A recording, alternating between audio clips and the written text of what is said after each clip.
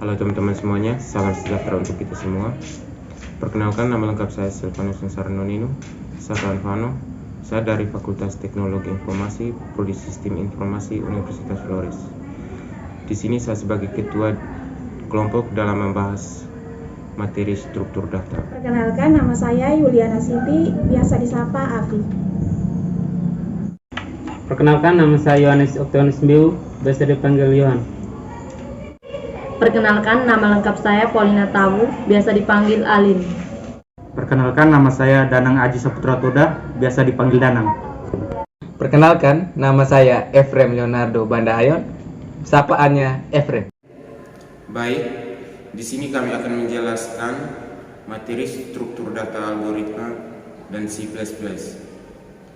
Struktur data merupakan metode untuk menyusun dan mengelola data pada suatu sistem yang memudahkan pekerjaan. Data merupakan hal yang sangat penting pada suatu perusahaan, apalagi jika data tersebut menyangkut data pribadi yang sangat rentan pergaulannya. Data-data yang tersimpan atau disajikan dapat berbentuk angka, huruf, simbol. Struktur data dalam pemrograman. Struktur data dalam pemrograman mencangkup data-data yang berkaitan dengan program. Dalam pemrograman, pada saat developer membangun sebuah aplikasi, tentunya akan berhubungan dengan data tersebut, diolah sesuai dengan data, di mana data tersebut diolah sesuai kebutuhan dan menghasilkan penggunaan data yang lebih efisien. Singkatnya, dengan memahami ilmu struktur data, kita bisa menyusun letak data pada kolom atau baris dan menampilkan output agar bisa dilihat oleh user atau pengguna, atau juga data yang digunakan untuk keperluan pengolahan program yang tidak bisa dilihat oleh user atau pengguna. Jenis-jenis struktur data. Struktur data terbagi menjadi dua jenis, yaitu struktur data primitif dan struktur data non-primitif. Struktur data primitif adalah struktur data yang tipe data default atau bawaan yang sudah ada pada bahasa pemrograman itu sendiri. Dan struktur data non-primitif adalah kebalikan dari struktur data primitif, yaitu tipe data yang bukan default atau bawaan dari bahasa pemrograman. Dari dua jenis struktur data tersebut memiliki tipe-tipe di dalamnya. Tipe-tipe tersebut biasanya sering digunakan untuk keperluan membangun suatu sistem atau program yang termasuk di dalam struktur data primitif dan struktur data non-primitif, yaitu 1. Integer, 2. Float, 3. Char. Struktur data non-primitif memiliki beberapa tipe, diantaranya itu 1. Array, 2. Blitz. Definisi algoritma. Beberapa definisi dari algoritma sebagai berikut. Yang pertama, algoritma adalah urutan aksi-aksi yang dinyatakan dengan jelas dan tidak dirancu untuk memecahkan suatu masalah dalam rentan waktu tertentu. Setiap aksi harus dapat dikerjakan dan mempunyai efek tertentu. Yang kedua, algoritma adalah barisan langkah-langkah perhitungan dasar yang mengubah masukan atau dari beberapa fungsi matematika menjadi keluaran. Yang ketiga, algoritma adalah urutan aksi-aksi yang dinyatakan dengan jelas dan tidak dirancu untuk memecahkan suatu masalah dalam rentan waktu tertentu. Yang keempat, algoritma merupakan logika, metode dan tahapan atau urutan sistematis yang digunakan untuk memecahkan suatu permasalahan. Yang kelima, algoritma dapat dituliskan dengan banyak cara, mulai dari menggunakan bahasa alami yang digunakan sehari-hari, simbol grafik bagian alir atau flowchart, sampai menggunakan bahasa pemrograman seperti bahasa C atau C++. Pengertian C++. C++ adalah sebuah bahasa pemrograman yang diturunkan dari bahasa sebelumnya, yaitu BCL. Pada awalnya, bahasa tersebut dirancang sebagai bahasa pemrograman yang dijalankan pada sistem Unix.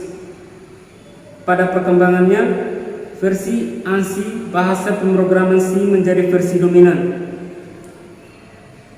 Meskipun versi tersebut sekarang jarang dipakai dalam pengembangan sistem dan jaringan maupun untuk sistem embedded.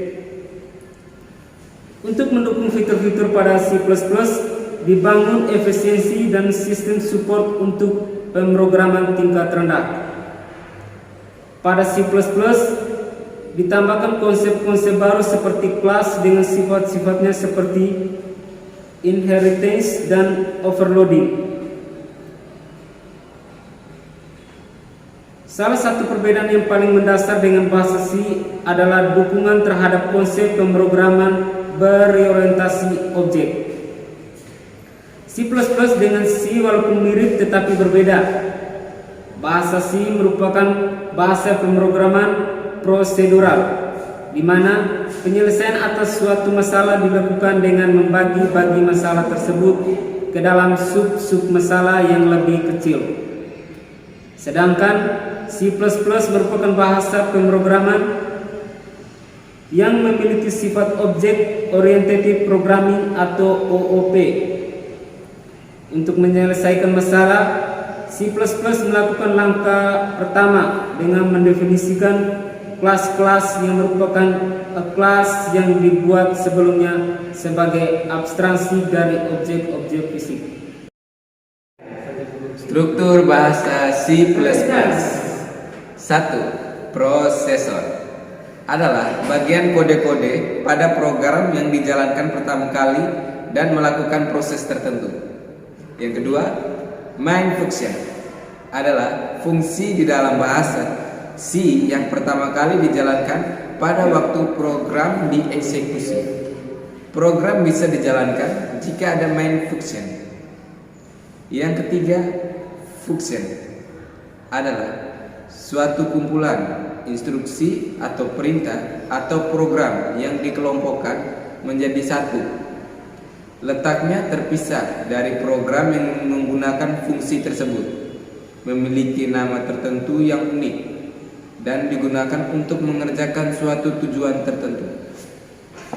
Yang keempat, komentar adalah bagian dalam suatu kode yang berfungsi memberikan keterangan. Komentar dalam suatu kode tidak akan dieksekusi dan ditampilkan. Komentar ini cukup penting dan sangat membantu apabila kita membuat program dengan statement yang panjang dan terdiri dari banyak fungsi. Yang kelima, tanda semikolon. Tanda semikolon digunakan untuk mengakhiri sebuah pernyataan. Setiap pernyataan harus diakhiri dengan sebuah tanda semikolon. Yang keenam, input dan output. Pernyataan code dibaca cout merupakan sebuah objek di dalam C++ yang digunakan untuk mengarahkan data ke dalam standar output atau dalam kurung cetak pada layar. Sedangkan untuk menginput data digunakan CIL atau dibaca CIN. Berikut adalah operator. Operator ini digunakan sebagai penghubung antara string dengan kalimat. Operator ini disesuaikan dengan fungsional dari code. Untuk sementara, bayangkan saja operator sebagai arah dari aliran data.